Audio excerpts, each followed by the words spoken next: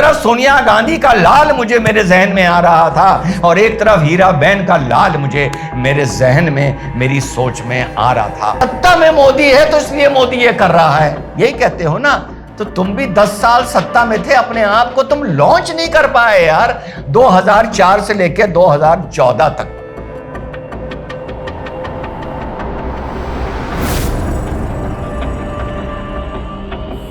Hello नमस्कार, सत श्री अकाल, अस्सलाम वालेकुम। कैसे हैं जनाब? तो बिहार की घटना तो आप लोगों ने सुन ली होगी।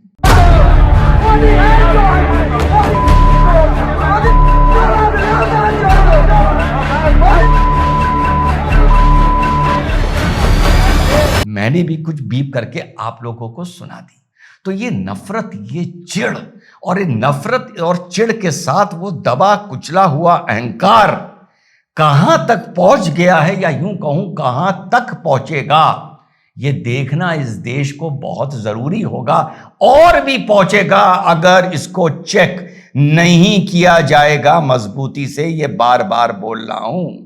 तो घटना साथियों दरभंगा बिहार की है, जहां पर वोट अधिकार यात्रा का स्वागत करने के लिए एक दूसरे चिढ़े लोगों में से मोहम्मद नौशाद ने मंच सजाया था राहुल गांधी का स्वागत करने के लिए, और माइक संभाल रहे थे उसके कोई साथी मोहम्मद रिजवी।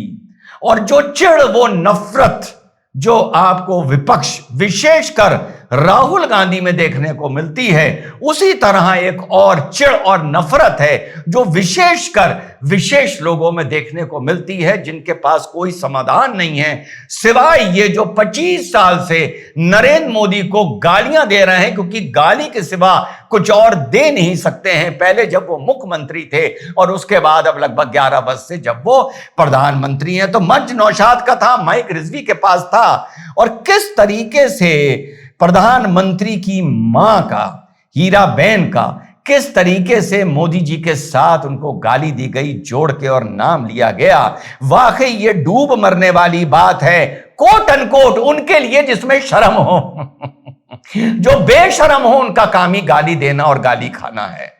तो साहब मंच ये सजा था और इस तरह से संबोधित किया गया, और अब एफआईआर हुई है और मोहम्मद रिजवी को गिरफ्तार किया गया है। जब ये पूरी चीज मैं कल रात को सोच रहा था, कल शाम तक ये खबर आ गई थी, तो एक तरफ मुझे सोनिया गांधी जी की शक्ल मेरे जहन में आ रही थी और एक तरफ हीराबेन जी की शक्ल मेरे जहन में आ रही थी, जो अब दुनिया में नहीं है। एक तरफ सोनिया गांधी का लाल मुझे मेरे जहन में आ रहा था और एक तरफ हीराबेन का लाल मुझे मेरे जहन में, मेरी सोच में आ रहा था। और मैं ये सोच रहा था कि किस मां ने किसे जना और किसका बेटा कहां पहुंच गया। यही सब इस फ्रस्ट्रेशन की और कुचले हुए अहंकार का नतीजा है जो आप लोगों को देखने को मिल रहा है। और ये केवल एक मंच या ये मोहम्मद नौशाद या मोहम्मद रिजवी की बात नहीं है। ये जो नफरत इनको अपने नेताओं में देखने को मिलती है नरेंद्र मोदी जी के लिए, उसी नफरत की एक तस्वीर है जो मोहम्मद नौशाद और मोहम्मद रिजवी जैसे लोगों में आप लोगों को देखने को मिलती है। याद करिए 2019 में ये राहुल गांधी की बहन 6-6, 7-7, 8-8, 10-10 साल के बच्चों से नारे लगवा रही थी कि जो चौकीदार चोर है और मजे ले रही थी। चौकीदार पत्ता कड़वा है, पत्ता कड़वा है।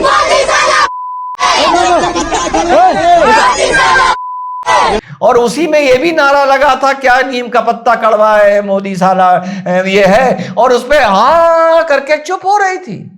ये तो इतने जलील और इतने गिरे हुए हैं, और यही सिलसिला जातियों चलता आ रहा है।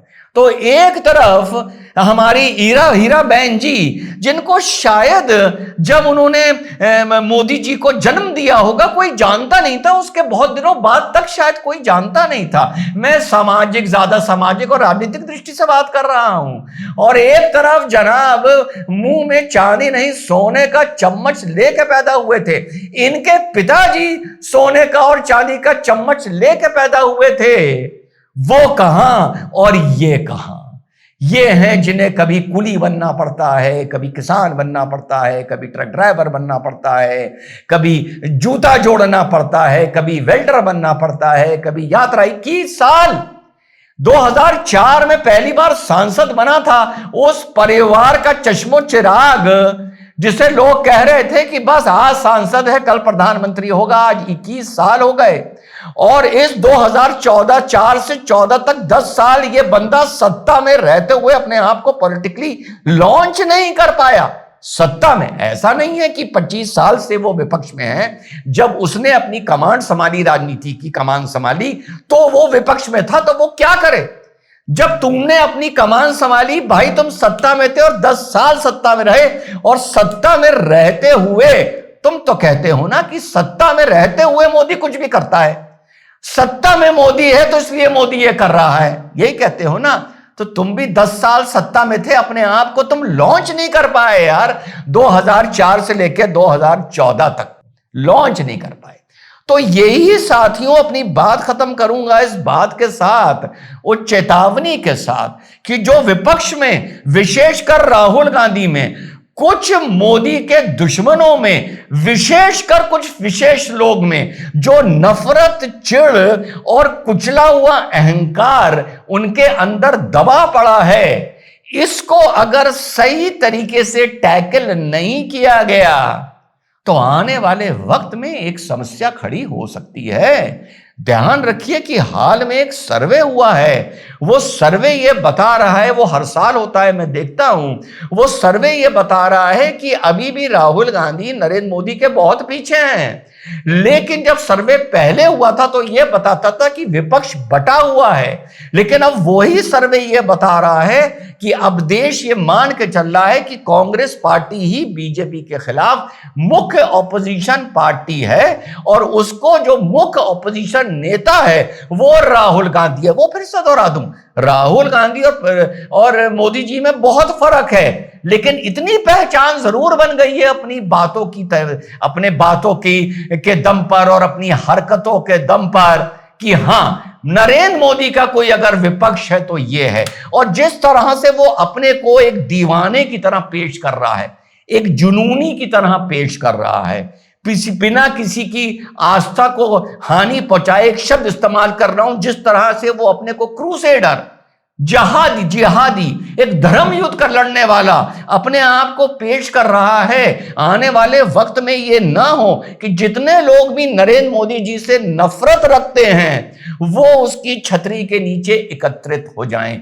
तो जब ये छतरी खुलती है और एक गंदगी उगलती है या एक गलत रास्ता इख्तियार करती है, तो इनका अगर रास्ता मजबूती से रोका नहीं गया तो ये रास्ता धीरे धीरे चलते चलते 29 नहीं बल्कि 34 तक इस नफरती गुट को किसी मंजिल तक ना पहुंचा दे। इसीलिए बार बार कह रहा हूं, हल्के में मत लो और समाधान और तोड़ निकालो इस बदतमीजियों का और अनैतिक विपक्ष का। जय हिंद, वंदे मातरम, खुदा हाफिज।